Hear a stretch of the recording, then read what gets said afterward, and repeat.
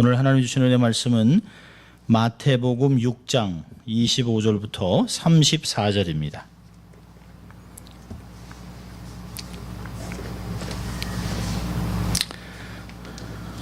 마태복음 6장 25절부터 34절까지 말씀입니다. 하나님의 말씀 봉독해 드립니다. 그러므로 내가 너에게 이르노니 목숨을 위하여 무엇을 먹을까 무엇을 마실까 몸을 위하여 무엇을 입을까 염려하지 말라. 목숨이 음식보다 중하지 아니하며 몸이 의복보다 중하지 아니하냐. 공중의 새를 보라. 심지도 않고 거두지도 않고 창고에 모아두지도 아니하되 너희 천부께서 기르시나니 너희는 이것들보다 귀하지 아니하냐. 너희 중에 누가 염려함으로 그 키를 한 자나 더할 수 있겠느냐. 또 너희가 어찌 의복을 위하여 염려하느냐. 들의 백합화가 어떻게 자라는가 생각하여 보라. 수고도 아니하고 길쌈도 아니하느니라.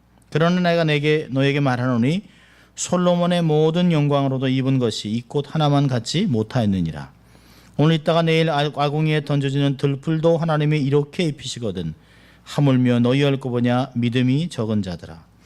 그러므로 염려하여 이르기를 무엇을 먹을까 무엇을 마실까 무엇을 입을까 하지 말라. 이는 다 이방인들이 구하는 것이라. 너희 천부께서 이 모든 것이 너에게 있어야 할 줄을 아시느니라. 너희는 먼저 그의 나라와 그의 의를 구하라. 그리하면 이 모든 것을 너희에게 더하시리라. 그러므로 내일 일을 위하여 염려하지 말라. 내일 일은 내일 염려할 것이요 한낱 괴로움은 그날에 족하니라. 아멘. 날씨가 덥다라고 하는 말밖에 나오지 않네요. 너무너무 덥습니다. 또 이 본당에 에어컨이 잘 안 돼서 82도 밑으로 내려가지 않습니다. 그래서 상당히 하루 종일 얼마나 더웠는지 몰라요. 제 방은 아마 90도가 좀 넘었던 것 같아요. 굉장히 더웠습니다. 그래도 오늘 제목이 염려하지 말라. 염려하지 말라는 말씀입니다. 이제 5장에서 시작해서 6장 마지막을 다루게 됩니다. 6장은 외식하는 것에 대해서 얘기했어요. 그러니까 구제할 때, 또 기도할 때, 금식할 때 외식하지 말아라. 그리고 마지막에 두 가지를 인생을 살아가면서 사람이 두 가지의 문제에 당면하게 되는데요. 지난주에 봤던 것은 세상을 닮아가지 말아라. 그래서 보물을 하늘에 쌓아둬야지 땅에 쌓아두면 안 된다. 자기를 위해서 금방 없어지는 그 재물에 마음을 두지 말아라 라고 하는 걸 얘기했습니다. 자, 오늘은 염려입니다. 염려하지 말아라. 염려란 단어가 굉장히 많이 나와요. 그러니까 염려하지 말라라고 하는 말이 25절, 그 다음에 31절, 34절에 do not worry, do not worry, do not worry 이렇게 염려하지 말라고 반복하고 있습니다. 특별히 반복을 3번 할 때는 아주 강하게 말씀하시는 것이에요. 그러니까 반복되지 않는 것은 교육이 되지 않는다. 그러니까 예수님도 늘 반복하고 또 반복했습니다. 얼마나 중요하면 반복을 했습니다. 그리고 염려라는 단어가 얼마나 많은지 몰라요. 25절 또 27절 2번, 그 다음에 그 31절에 1번, 그 다음에 또 34절에 2번 이렇게 나옵니다. 그러니까 염려. 세상을 살면서 염려 없이 사는 사람은 그리 많지 않을 것입니다. 아마 거의 없다고 봐도 될 것이에요. 사실 여기서는 먹는 것, 입는 것, 이렇게 마실 것 이렇게 얘기하지만 의식주 문제 외에 굉장히 많습니다. 요즘 같으면 어디서 살까라고 하는 것보다도 또 이러다 렌트비 또 올라갈라. 이거 또 가스비 올라간다. 이런 것들입니다. 그러니까 이 아무리 이렇게 벌어도 올라가는 것에 비해서 충족하지 않은 것 때문에 늘 걱정하고 염려하고 또 이러다 어떤 일이 터지면 요즘 같으면 이제 테러 요즘 이렇게 경찰이 또 요즘은 또 테러 분자하고 이렇게 도와줬다고 해서 또 잡혔어요. 또 최근에는 캘리포니아의 특별히 이제 남가주에 애프터스쿨을 사탄 클럽이 들어오기 때문에 상당히 좀 심각합니다. 크리스찬 클럽들을 밀어내고 크리스찬이라고 하는 이름을 넣으면 아예 광고사에서 받아주지 않습니다. 사탄의 로고를 집어넣고 사탄 클럽이라고 하면 대대적으로 광고를 해주는데요. 특별히 이제 초등학교 애프터스쿨에 사탄 클럽이 들어옵니다. 아직 심각한 정도가 아닙니다. 세상 사람들은 좋다, 다양하다, 모든 사람이 자유가 있다고 하지만 이게 얼마나 기독교인들에게는 근심, 걱정, 염려가 되는지 몰라요. 어떻게 아이들이 자라갈까 하는 생각을 합니다. 그러니까 염려는 뭐 세상사를 살아가면서 뗄래야 뗄 수가 없습니다. 조금만 아파도 이러다 죽는 거 아니야? 뭐 이러다 이게 큰일 날 거지? 이런 염려는 합니다. 어떤 분이 이제 로댕의 걸작품이 생각하는 사람을 그게 아마 생각하는 사람이 아니라 염려하는 사람일 거라고 이렇게 너무 머리가 아파가지고 이렇게 앉아가지고 이렇게 고민하는 거라고 얘기를 하는 것을 제가 들은 적이 있습니다. 아마 인간 생활의 가장 깊은 곳은 염려 같아요. 우리 삶 속에서 의식주 문제 특별히 아마 큰 염려는 아니지만 오늘은 뭐 먹지? 아니면 오늘은 뭐 입고 나가지? 오늘은 뭘 마시지? 뭐 이런 것도 사실은 작은 것들인 거지만 사실은 실제적인 삶에서 굉장히 많은 부분이 우리 삶에 염려라고 하는 것에 와 있습니다. 아마 한 사람도 한 번이라도 이 문제에 대해서 염려를 해보지 않은 사람은 없을 것이에요. 근데 여러분 여기 본문에서 주님이 두 번이나 반복합니다. 25절에 목숨을 위하여 무엇을 먹을까? 무엇을 마실까? 몸을 위하여 무엇을 입을까? 염려하지 말아라 라고 얘기합니다. 그리고 31절에요. 그러므로 두 번이나 그래요. 그러므로 25절에 31절에 그러므로 염려하기를 뭘 먹지? 뭘 마실까? 뭘 입을까? 그렇게 하지 말라는 것이에요. 아마 조그만 예수님께서는 공중에 나는 새와 모든 것들을 다 완벽하게 돌보시는 그 하나님이 육신의 몸을 입고 오셔서 걱정하는 백성들에게 아이고 걱정하지 말아라. 걱정한다고 될 일이 아무것도 없다. 차라리 걱정할 시간이 있으면 기도해라. 하나님의 의를 구해라. 사실 요즘같이 얘기한다면 이게 쉽게 아마 스토리텔링으로 이야기를 했을 것이에요. 이 염려란 단어가 뭘까요? 이 염려란 단어는 메림나오란 단어인데요. 분리시킨다. 소란스럽게 만든다. 가른다. 나눈다. 이런 단어입니다. 그러니까 우리가 염려를 하면 집중이 안 돼요. 그러니까 요즘 같으면 이렇게 막 분산한 거 있잖아요. 막 이렇게 번잡스럽고 막 이렇게 생각이 하나로 모아지지 않고 이렇게 막 생각이 갈라지는 것들입니다. 옛날에 어른들도 있잖아요. 좋은 일도 이렇게 쌍알이 지면 두 개가리 되면 일이 안 된다 뭐 이런 얘기를 했습니다. 그러니까 집중하지 않으면 힘이 안 돼요. 이 돋보기도 이렇게 작은 돋보기라도 이렇게 살짝 대고 있으면 까만 종이를 태울 수 있습니다. 근데 아무리 큰 돋보기라도 집중하지 않으면 글자만 크게 보일 뿐이지 불을 못 내요. 그러니까 집중이라는 것은 굉장히 중요합니다. 근데 여기 염려라고 하는 것은 마음을 갈라놓습니다. 그러니까 신명기 6장에서 얘기하같이 너희 마음과 뜻과 정성을 다해 하나님을 사랑해라. 온 마음, 온 정성, 온 힘, 이 삶의 전체를 다 가지고 집중해서 하나님을 사랑해야 되는데 이게 안 돼요. 집중이 안 되니까 막 분산됩니다. 그러니까 하나님을 사랑했다가 하나님께 원망했다가 세상을 사랑했다가 세상을 멀리했다가 왔다 갔다 하는 것들을 이야기합니다. 그게 바로 염려라는 것이에요. 염려가 가져오는 건 굉장히 많습니다. 일을 성취할 수가 없어요. 염려하면 일이 갈라지기 때문에 분산되기 때문에 일을 이뤄낼 수 있는 일이 없습니다. 자, 염려하지 말아야 될 이유를 본문에서는 몇 가지 이야기하는데요. 염려하지 말아야 될 이유가 첫째로 27절을 보면 백해무익하기 때문에 그렇습니다. 아무 가치가 없어요. 27절이 같이 읽습니다. 너희 중에 누가 염려함으로 그 키를 한 자나 더할 수 있겠느냐. 그게 뭐죠? 할 수 없다는 거예요. 이게 키라는 게 뭘까요? 키라는 건 사실은 우리의 키를 얘기하는 게 아니라 라이프 스팬을 얘기합니다. 누가 자기의 삶을 1시간이라도 연장할 수 있겠냐. 어떤 두 가지 해석이 되면 이 키로 얘기한다면 30cm. 염려해서 30cm가 자라겠느냐. 또 원래 원문을 보면 염려한다고 우리의 인생이 30년인데 35년으로 늘어나겠냐. 이런 이야기를 합니다. 될 수 없다는 것이에요. 키 작은 거 염려해 보십시오. 키 더 작아지지. 고민하면 키가 더 작아지죠. 염려가 지나치면 건강에 아주 해를 끼치고요. 삶이 불행해지는 것을 이야기합니다.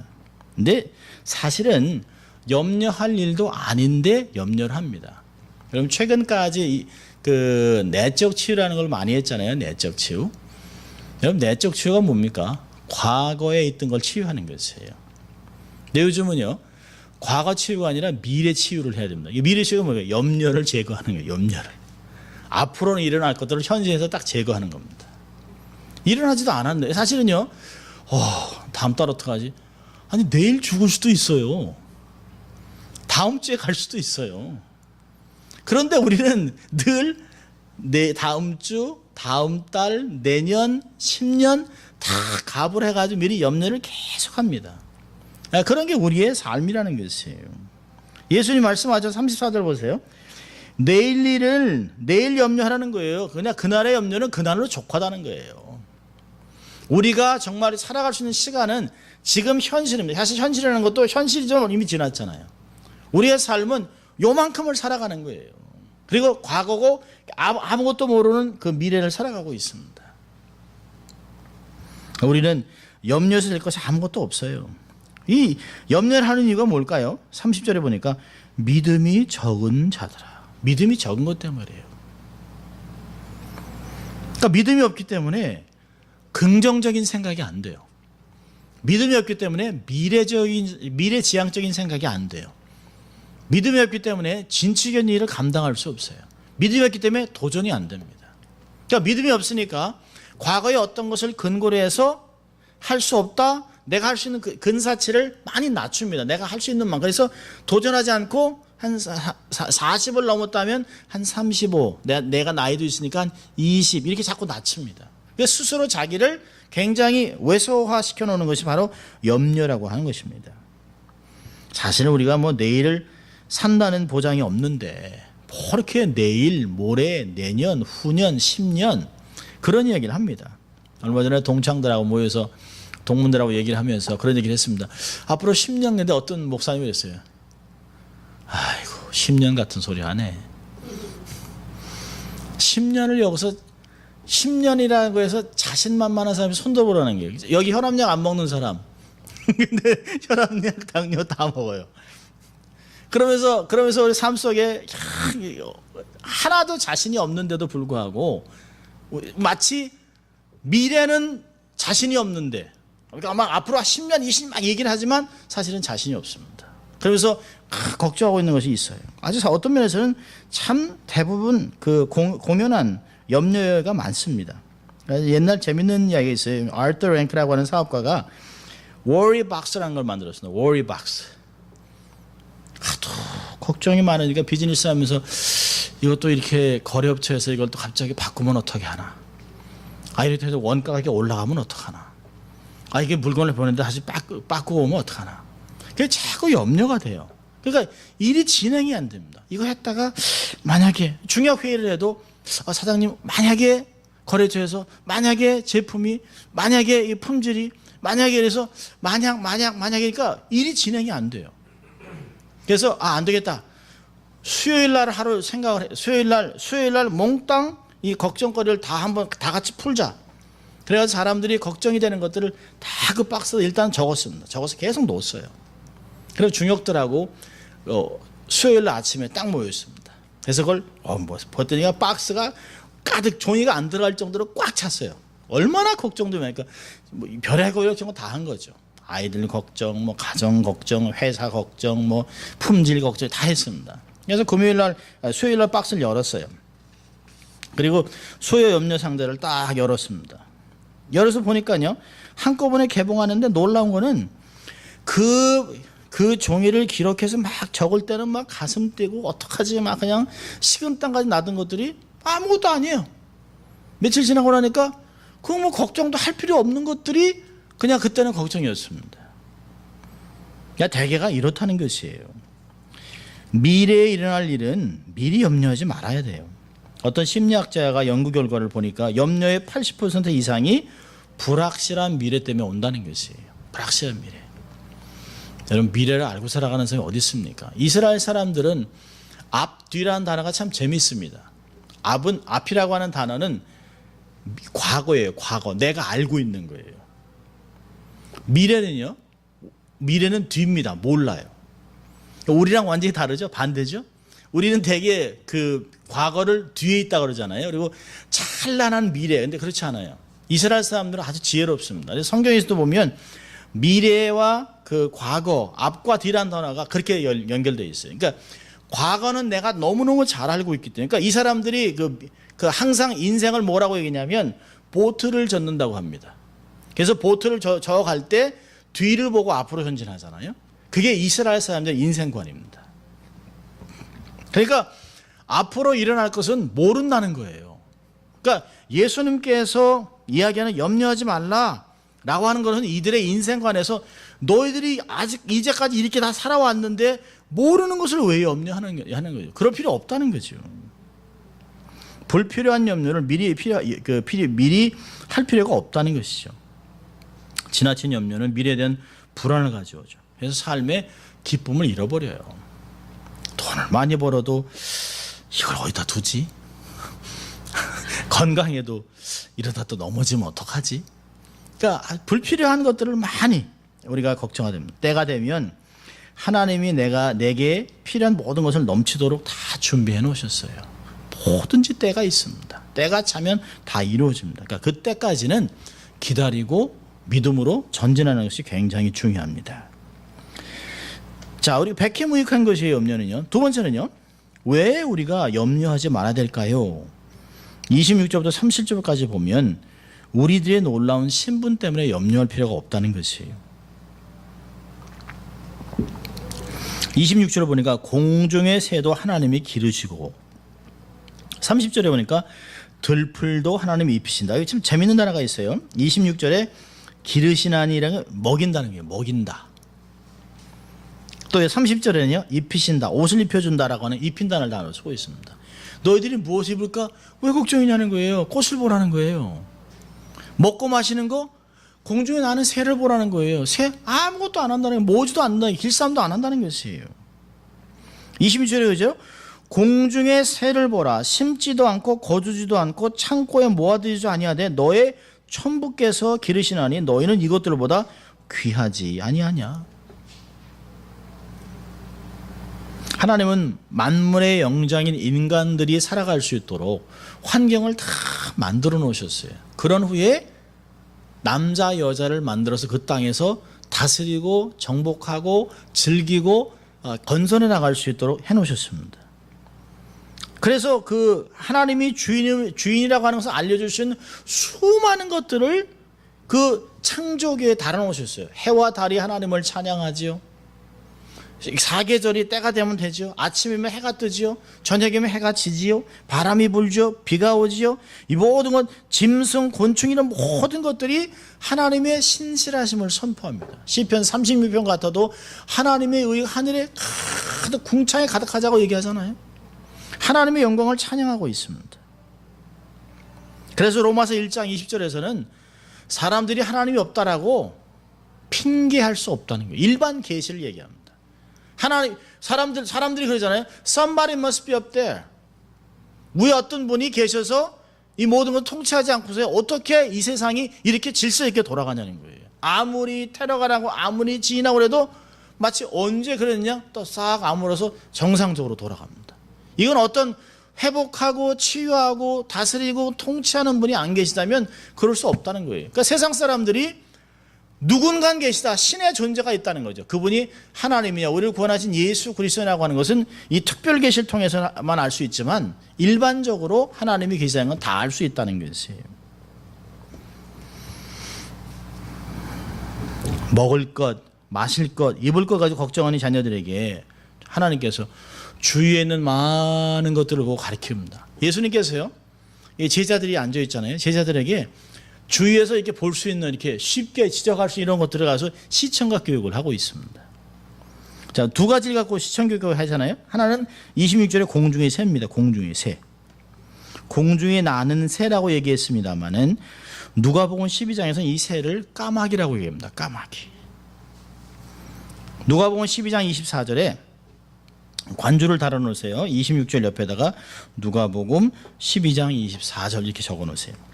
뭐라고 써 있냐면 까마귀를 생각하라. 심지도 아니하고 거두지도 아니하며 골방도 없고 창고도 없을 때 하나님이 기르시나니 너희는 새보다 얼마나 귀하냐. 여러분 왜 까마귀를 썼을까요? 여러분 까마귀는 부정한 짐승이에요. 그러니까 한국에서도 까마귀 날면 배 떨어진다 그러잖아요. 그러니까 이게 사실 재수 없다 그러죠. 부정하다 그럽니다. 근데 부정한 새를 들어서 주님이 사용해요. 너희들이 거들떠보지도 않는 거, 까마귀 나면 보지도 않는 그 새, 저거 봐. 너희들 보지도 않고 생각지도 않는 그런 거 하나님이 먹이지 않냐. 그 부정한 거, 너희들이 가치없다고 생각하는 것, 어떤 면에서는 보기도 싫어하는 거 다 먹이지 않느냐? 라고 얘기합니다. 여러분, 욥기 38장을 가보세요. 욥기 38장. 욥기 38장을 보면 참 놀라운 말씀입니다. 이게 누가복음 12장 24절하고 같이 관조가 되어 있는 말씀이에요. 욥기 38장 41절.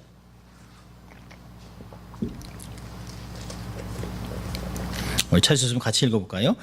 까마귀 새끼가 하나님을 향하여 부르짖으며 먹을 것이 없어서 오락가락 할 때에 그것을 위하여 먹을 것을 예비하는 자가 누구냐? 누구세요? 하나님이죠. 이게 날아가는 새가 아니에요. 힘도 없는, 그냥 꾹 누르면 죽을 까마귀 새끼. 까마귀 새끼가 배고파서 그냥 소리를 지르는데요. 누굴 향해서요? 하나님 향해서. 하나님 향해서 음식이 없어서 오락가락 합니다. 오락가락. 그런데 그것에 먹이를 주는 누구냐? 하나님이라는 것이에요. 그러니까 누가복음에서는 욥기 38장을 그대로 따온 것이에요. 그리고 마태복음에서는 평상시에 보고 있는 새들, 그냥 아주 쉽게 참새 뭐 이런 새들, 그 중에서도 또 아주 하찮은 새, 이런 새들을 이야기하고 있습니다. 부정한 짐승에서 지극히 작은 것, 새끼가 먹이를 달라고 부르시는데 그거 너희들 같으면 주겠냐? 근데 하나님은 먹인다 얘기하고 있습니다. 하물며 너희들이 하나님의 자녀인데. 놀랍잖아요. 기도에서도 그런 걸 가르치잖아요. 두드리라, 그렇죠? 구하라, 찾으랴, 두드리라. 너희가 악할지라도 자녀들에게 좋은 것을 줄 줄 알면 하물며 천부께서 너에게 좋은 것으로 주시지 않겠느냐라고 주님이 이미 말씀하셨어요. 우리 마태복음 7장으로 가면 또 그걸 볼 텐데요. 기도에 대해서. 너희들이 누군지를 깨달으라는 것이에요. 어째서 우리의 영혼, 생명을 주신 하나님이, 여기서 얘기하잖아요.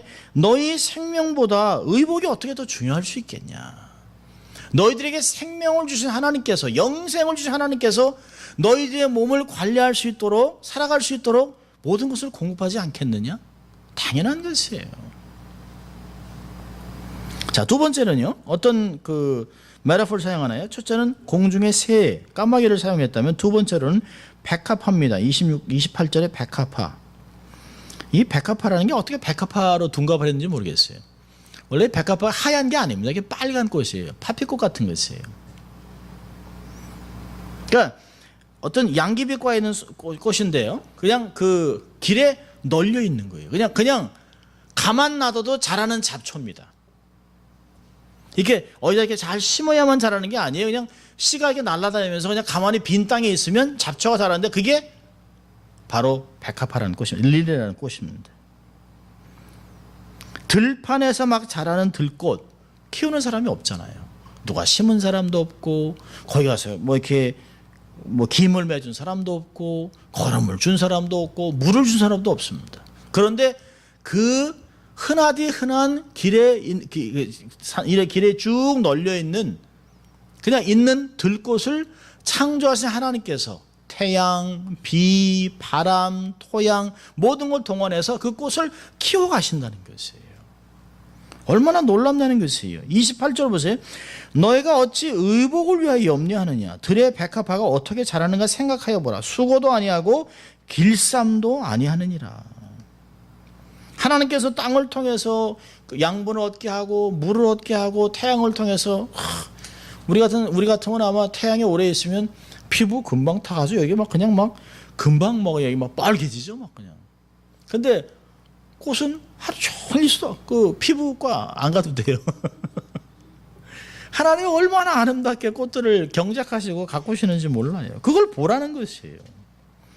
들꽃이 지면 그 자리에서 또 씨앗이 나요. 또 이렇게 퍽 터져서 씨가 막 날아다니다 그 주위에 또 이렇게 떨어져서 자연스럽게 또 이게 그 짐승들의 똥과 뭐 소변과 물과 진흙이 이렇게 합쳐지면서 또 이게 묻혀서 또 자라납니다. 그게 뭘까요? 이 작은 거지만 무생물 같은 이게 말도 못하는 거지만 하나님의 뜻을 따라서 이 땅에서 꽃을 피우는 역할을 한다는 것이에요. 하나님의 영광을 위해서 바람을 타고 날아다녀요. 그리고 꽃을 피웁니다. 들꽃 속에서 하나님의 창조하심, 하나님의 원대하심과 사랑을 표현하고 있습니다. 구석구석에도 자랍니다. 작은 들꽃이. 하나님께서 비바람과 폭풍 속에서 이 작은 꽃들을 보호하시고 또 아주 정말 세심한 손길로 이렇게 아름다운 꽃을 참 맺게 하시고 하나님의 아름다움을 들꽃에 들판에 막 이렇게 드러나게 하시는 걸 보면서 봐라. 이렇게 있다가도 딱 꺾어서 불쏘시개로 쓰이는 저 꽃을 저렇게 하나님 입히시는데 너희들 볼 때 아무것도 아닌 것 같지? 솔로몬이 그 엄청나게 좋은 옷을 입었어도 이런 영광에 비하지 못한다. 솔로몬은 그 옷 갖고 하나님의 영광 드러내지 못했다. 그 얘기 하시는 거예요. 근데 이 꽃은 아무것도 아닌 것 같은데 언제 자랐지? 괜찮아, 이쁘네. 그러다가 꺾어서 불쏘시개 썼는데요. 또 주위에도 많습니다. 내가 뿌리지도 않았는데, 내가 가꾸지도 않았는데. 너희는 만물의 영장이 아니냐 하나님이 얘기하고 있습니다. 그러면서 이 두 가지 메타포를 쓰죠. 26절에 천부께서 이 새들을 기르신다, 먹인다. 30절에 들풀도 하나님이 이렇게 입히시건대 하물며 너희일까 보냐 믿음이 적은 자들아. 그래서 25절부터 32절까지 브래켓으로 딱 이 박스의 내용입니다. 그러므로 염려하지 말아라. 설명하고 염려하지 말아라. 딱 이렇게 해놨습니다. 자, 세 번째로 우리가 염려하지 말아야 될 이유가 뭘까요? 30절부터 32절까지 보면 하나님이 우리의 필요를 다 아세요. 여러분, 의식주의 문제는 이 세상의 모든 사람들이 걱정하고 구하는 것들입니다. 이방인들이, 하나님 모르는 사람들. 이건 이방인들이 구하는 것이라고 32절에 딱 못을 박아놨습니다. 이런 건 이방인들, 하나님 모르는 사람들. 이방인들의 기도는 동일하죠. 먹고 사는데 불편 없게, 걱정 없이 살게 해주세요. 대박나게 도와주세요. 이런 기도를 하겠죠. 허셀포드 목사님의 물새와 참새의 대화라는 이야기가 있는데요. 이렇게 나옵니다. 어느 날 물새가 참새에게 이렇게 말한다. 야, 저 인간들 좀 바라봐라. 허둥지둥대며 돈 때문에 아우성치고 이리저리 뛰어다니는 저 불쌍한 꼴들 보게나. 이야기를 듣고 있던 참새가 물새들 하는 말이 그래, 아마 사람들에게는 우리를 돌봐주시는 하나님 아버지가 계시지 않은 모양이지. 이 작은 글로 써놨습니다만 얼마나 이게 의미심장한 얘기를 합니까? 새들은 하나님을 믿고 살아가는데 만물의 영장이라고 하는 사람이 새들보다 못해요. 새들보다 못해요. 새들이 사람들을 걱정해줘요. 결국 이렇게 걱정한다는 건 믿음이 적다는 거예요. 주님이 제자들에게 하셨던 말씀 보세요. 왜 염려하였느냐? 믿음이 적은 자들아. 왜 두려워하였느냐? 믿음이 적은 자. 결국에는 예수님이 제자들을 꾸짖었을 때 딱 한 가지예요. 믿음이 없는 것 때문에 두려워하고 또 의심하고 염려했던 것입니다.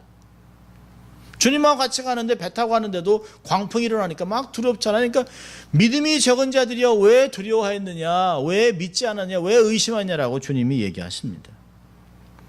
그럼 아이들이 밤낮 걱정한다면 부모들 마음은 어떨까요?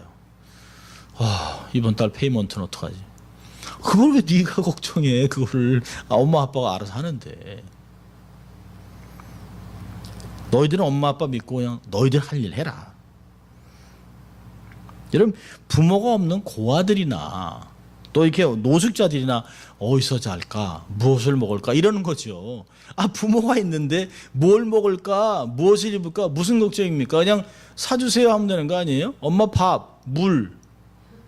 그럼 되잖아요. 아파, 빨래. 자기들이 하면 되는데 빨래. 그냥 해주는 거예요. 그러면 해주는 거예요 또. 그게 부모가 있는 자식들 아닙니까? 말도 안 되는 쓸데없는 걱정을 합니다. 그러니까 우리가 부모도 어때요? 하다 안 되면 화를 내잖아. 이놈은 그걸 왜 걱정이야? 니들은 알아서 해. 그건 엄마 아빠가 다 해. 걱정하지 마로. 그 얘기를 합니다. 하나님도 마찬가지. 그건 니들이 걱정할 일이 아니지. 그건 이방인들이 하는 거지. 그건 외인들. 먹고 입고 마시는 걸 그걸 니들이 왜 걱정을 하냐? 왜 염려를 하냐? 목숨이 더 중요하지. 몸에다 뭘 입고 오늘은 뭐 입을까? 뭐 그렇게 중요하냐는 거예요. 염려와 믿음은 반비례하죠. 염려가 커지면 우리의 믿음이 자꾸 작아져요. 근데 믿음이 커지면 염려가 작아지고 없어집니다. 아무리 염려가 생겨도 하나님께 딱 초점을 맞추면 그 초점 때문에 염려가 사라지는 것을 볼 수 있어요. 말씀에 그렇잖아요. 빌립보서 4장 19절도 그리스도 예수 안에서 풍성하게 우리의 쓰실 것을 하나님이 채워주신다라고 얘기하셨습니다. 자기를 경외하는 자들이 하나님이 쌓아두신 은혜. 참 재밌잖아요. 하나님이 우리를 위해서 이렇게 차곡차곡 쌓아놨습니다. 은혜를. 그러다 언제든지 필요하면 턱 밀어서 주실 수 있도록 다 준비해놨는데요. 그걸 못 보는 거예요. 안 믿는 거예요. 시편 34편 9절에도 하나님을 경외하는 자에게 부족함이 전혀 없어요. 좋은 것이 부족함이 없다라고 얘기하고 있습니다. 시편 121편에서는요. 우리 천지를 지으신 하나님의 도움이 우리에게 오는 거예요. 우리를 도우신 하나님은 졸지도 주무시지도 않습니다. 그 하나님 우리와 함께 있는데 뭐가 그렇게 걱정이에요? 내가 누구를 두려워하리요? 두려워하지 않겠다는 것이에요. 무엇을 염려하리요? 만인이 나를 대적해도 나는 두려워하지 않겠다. 그게 믿음의 사람들의 고백이었습니다. 정말 우리가 좀 답답하고 좀 힘들고 염려가 되면 좀 시편을 좀 많이 읽을 필요가 있어요. 시편의 시작이 막 걱정하다 마지막에 기도하다가 믿음이 생겨요. 기도하다 하나님의 감동을 받아요. 그래서 마지막에 내가 주로 인하여 기뻐하리라. 환경은 하나도 안 바뀌었는데요. 고백이 바뀌어버려요. 고백이. 보는 관점이 바뀌었습니다. 기억하세요. 하나님은 우리의 필요를 다 아십니다. 32절에 너희 천부께서 이 모든 것이 너희에게 있어야 할 줄을 아시느니라. 다 아세요. 우리만 같아도 자식의 눈치를 척 보면 알잖아요. 저녁에 저거 뭐 필요한데 말 안 하고 있네. 가만히 다 준비해놓고 있다가 뭐 삐죽삐죽 하다가 이제 뭐 이렇게 얘기하면 다 준비했네. 그게 부모들이. 그러니까 우리 인간적인 부모도 자식을 이렇게 딱 이렇게 한눈에 알고 있는데요. 우리의 속과 겉을 다 알고 계신 하나님께서 미래까지 한눈에 다 알고 계신 하나님이 다 준비해 놓지 않았겠습니까? 무엇이 부족하겠어요? 그걸 믿으라는 거죠. 그래서 염려할 필요가 없어요. 자, 그렇다면 마태복음 6장 25절부터 34절까지 염려하지 않는다면 우리가 해야 될 게 뭐예요? 우리 인생의 목표는 염려하고 이런 먹을 것, 마실 것, 입을 것 이런 걸 구하는 것이 아니라 구하는 게 딱 한 가지입니다. 하나님의 나라와 의를 구하는 것이. 하나님의 나라와 의를 구한다는 게 뭘까요? 간단합니다. 나를 통해서 나의 삶을 통해 하나님의 나라가 견고하게 세워지고 확장되기를 원하고 또 하나님의 거룩한 기준이 드러나는 것이에요. 다른 것이 아니에요. 하나님을 인정해드리는 그 영역이 자꾸 늘어나는 것이에요. 어떤 면에서는 내가 교회 안에서는 내 가정에서는 그러다 이것이 점점 늘어나는 거죠. 이게 직장으로 사회에서 어디든지 여행을 하더라도 내가 하나님을 대표한다. 내가 하나님의 나라를 대표하는 사람이다. 내가 하나님의 나라를 품고 있는 사람이라고 하는 마음을 가지고 세상에서 세상과 다르게 살아내는 것이에요. 그리고 나를 통해서 하나님의 영광이 드러나기를 소원하는 것. 어떻게 하면 하나님의 영광이 드러날까? 어떻게 하면 교회가 덕을 얻고 어떻게 하면 사람들을 세우고 어떻게 하면 복음으로 많은 사람의 영혼을 주께로 인도할 수 있을까? 그것이 하나님의 나라와 그 의를 구하는 것입니다. 여기 얘기하잖아요. 너희는 먼저 그의 나라와 그 의를 구하라. 그리하면 이 모든 것을 너희에게 더해주겠다라고 얘기하고 있습니다. 기도 응답뿐만 아니라 하나님이 우리에게 필요한 모든 것들을 덤으로 다 주시겠다는 것입니다. 로마서 8장 32절에 얘기하잖아요.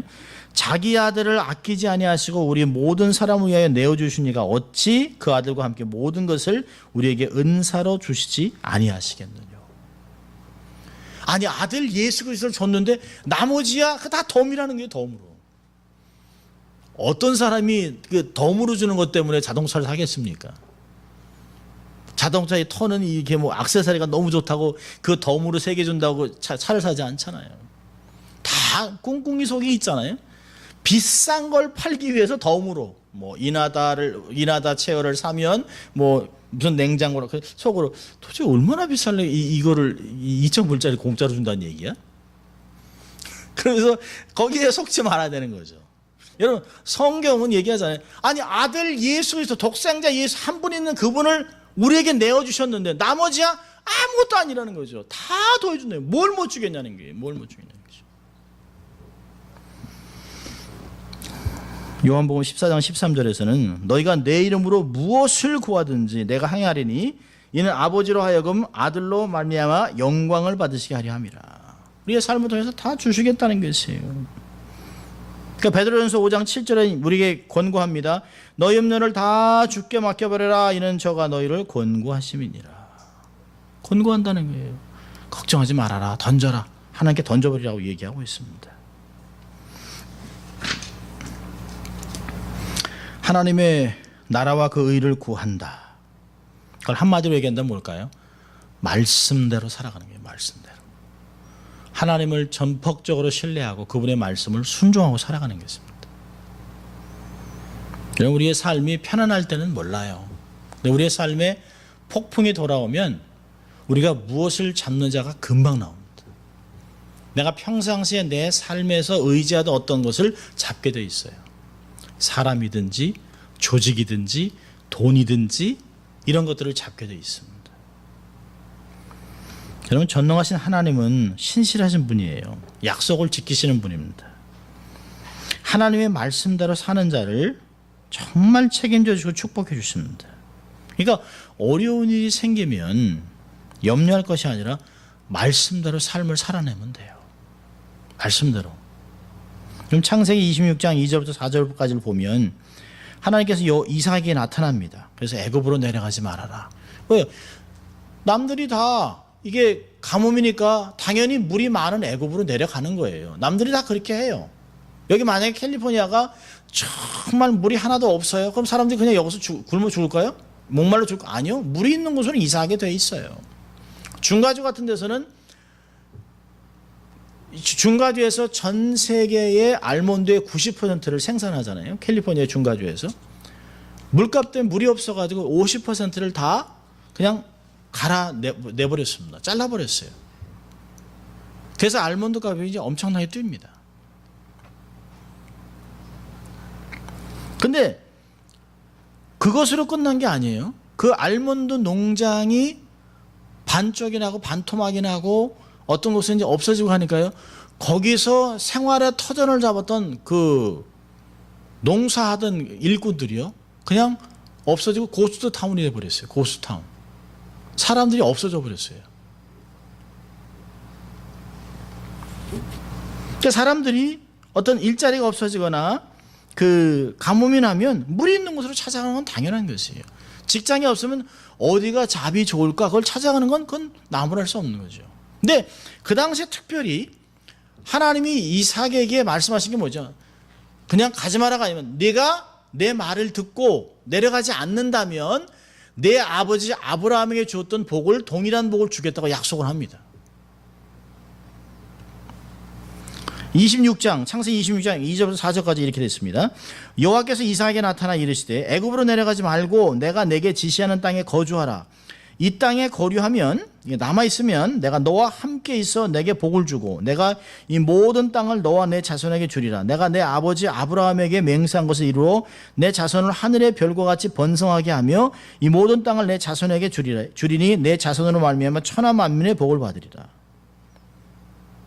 근데 이삭은 한마디도 불평하지. 하나님 물이 없어요. 물이. 이러면 다 죽어요. 우리 가족 얼마나 많아요. 이러지 않습니다. 그냥 신뢰하고 그냥 남습니다. 하나님이 지시한 땅에서 그냥 남아요. 그러니까 12절 14절에 보면 이삭이 그 땅에서 농사하여, 그 땅이 어딘가요? 가뭄이 심한 곳이에요. 농사해서 그의 100배를 얻습니다. 여호와께서 복을 주심으로 그 사람이 창대하고 왕성하여 마침내 거부가 되어 양과 소가 떼를 이루고 종이 심이 많음으로 블레셋 사람이 그를 시기했다고 얘기했습니다.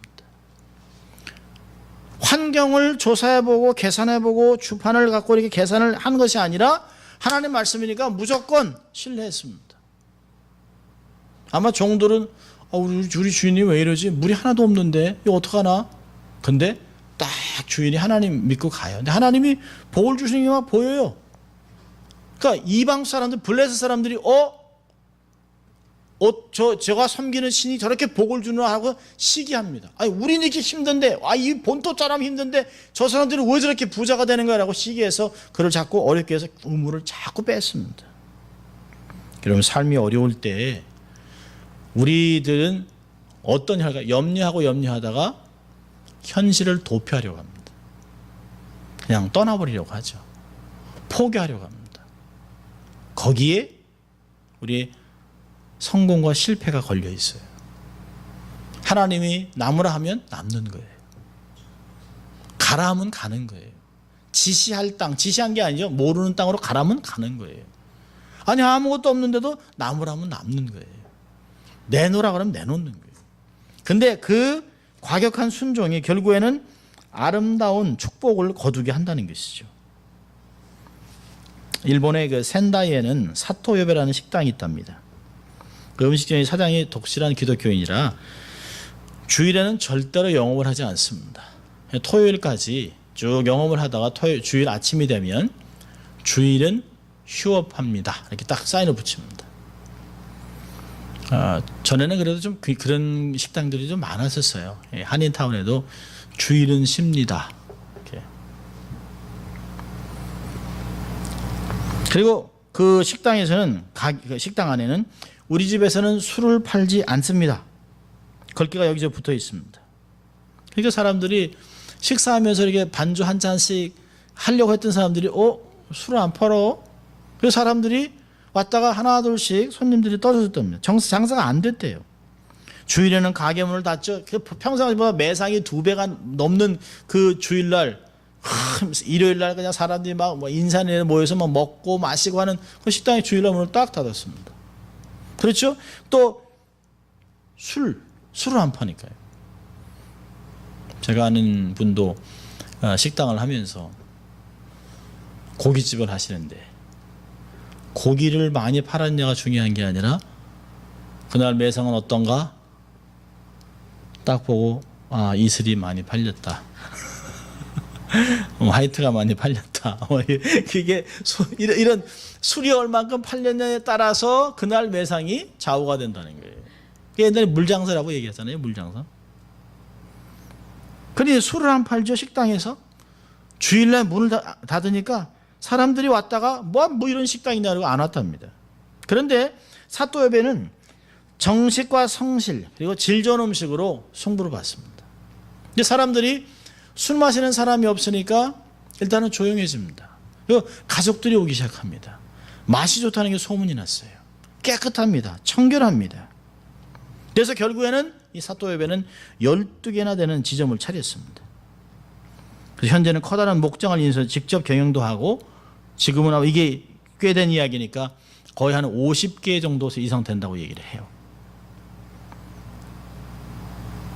여러분, 세상에서 볼 때는 어리석어 보여요. 그런데 말씀대로 순종하는 것, 그게 굉장히 중요합니다. 하나님의 나라와 의를 구하는 것이 이런 것들입니다. 하나님의 나라와 의를 어떻게 구할까? 선한 소원을 가지고 하나님의 말씀을 지켜내는 거예요. 내가 하나님의 영광을 위해서 내가 꺾지 말아야 될 것은 안 한다. 내가 망하는 한이 있어도 하나님 방법대로 하겠다. 하나님의 명예에 해가 되는 건 절대 하지 않겠다. 그것이 내 삶을 통해서 내 안에 있는 하나님의 나라를 세상에게 드러내는 거죠. 그게 하나님의 나라와 의를 구하는 삶입니다. 그렇게 살아내면 신실한 하나님이 책임을 져주는 것이에요. 염려가 와도 축복으로 바뀔 것이라고 얘기하고 있습니다. 그러니까 하나님의 나라와 의를 계속적으로 추구하는 자들에겐 당연히 이런 결과가 나타나는 것이에요. 우리 안에서 의식적인 욕구들, 육적인 욕구들, 염려에서 시달리는 받지 않는 자가 되는 것이에요. 자유로워지는 것이죠. 100% 자유로워지지는 없겠습니다. 그러나 이전보다는 조금 더 염려, 조금 더 주님께 가까이 가고, 조금 더 어제보다는 요만큼 더 믿음이 생겨서 주님께 기우는, 결국에는 세상으로 흘러가는 마음들이 조금씩 하다가 결국엔 주님께로 흘러가서 거기서 안정감을 갖는 삶이 되는 것이라는 거죠. 여러분, 솔로몬이 하나님한테 내가 내게 무엇을 줄꼬? 그러니까 건강도 구하지 않아요. 장수도 구하지 않습니다. 원수를 물리쳐다 얘기하지 않습니다. 이 허다한 모래같이 많은 이 백성들을 다스리려면, 섬기려면 내가 지혜가 필요합니다. 잘 다스릴 수 있는 지혜를 달라고 하니까 내가 구하지 않은 것, 그 마음에 합했다. 하나님 마음에 합했어요.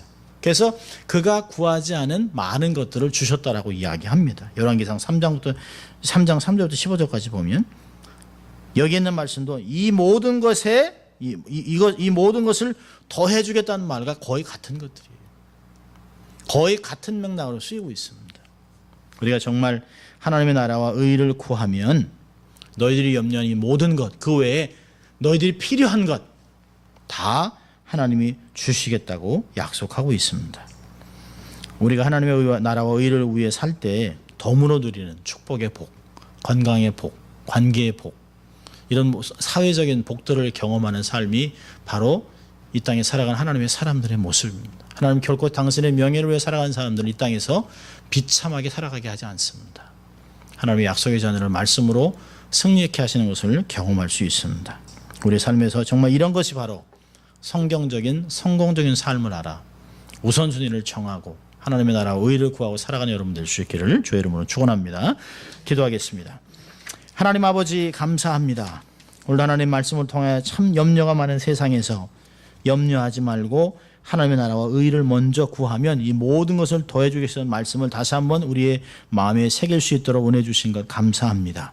하나님 조금씩 한꺼번에 다 없앨 수는 없지만 믿음으로 염려를 줄여가고 결국에는 하나님과 동행하는 삶을 살아 하나님이 기뻐하고 세상에서 존경받고 인정받는 귀한 삶을 살아내는 저희들 될 수 있도록 하나님 축복하여 주시옵소서. 감사하고 예수님 이름으로 기도합니다. 아멘.